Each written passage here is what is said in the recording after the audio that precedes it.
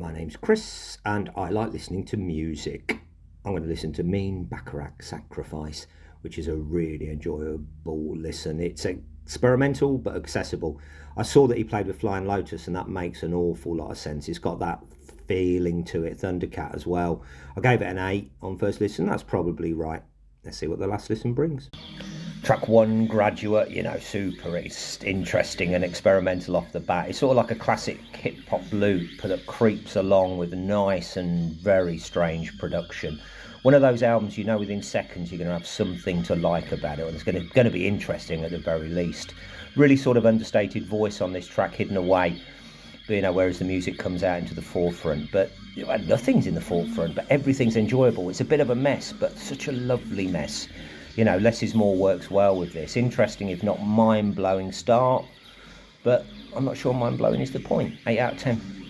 Track 2, Sacrifice, there it is, a proper beat that feels like a bit of a relief after track 1, and a great jazzy bass line, a great jazzy groove. It's got the Thundercats about it for sure, and Flying Lotas as well. Slightly more odd, maybe Guru Jazzamataz is what it sounds like. This track, certainly a love of hip-hop as well as jazz. Like many of the songs, it tends to be on one level, it just sort of goes. There's not really a chorus to speak of, but when the groove's this good, who needs a bloody chorus? That bass, this is going for it as well. I'm not sure if it is Thundercat, could be. Anyway, great stuff, 9 out of 10. Track 3, Lazy Lover, featuring Monopoly. 10 years ago when I first heard Flying Lotas, I thought this was the sound of the future, and I'm a little bit disappointed there isn't more music like this. It has such strange indie mass appeal for me, while never being super cool. It's got a real sense of humour as well.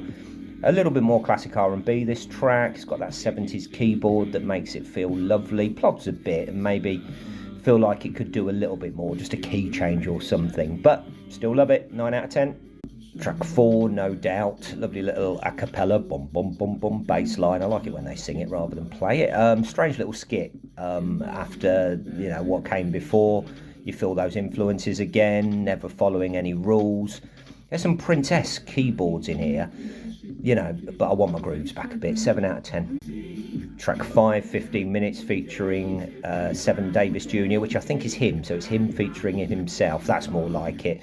Since I've thought of that Prince, which is the first time I thought of it after 9 listens, there's definitely a Prince feeling there. Prince, if he was, taking a few more drugs maybe. It's no Purple Rain, but, the voice and the principles are there, and that's a massive compliment. Not enough people sound like Prince. 8 out of 10, that track.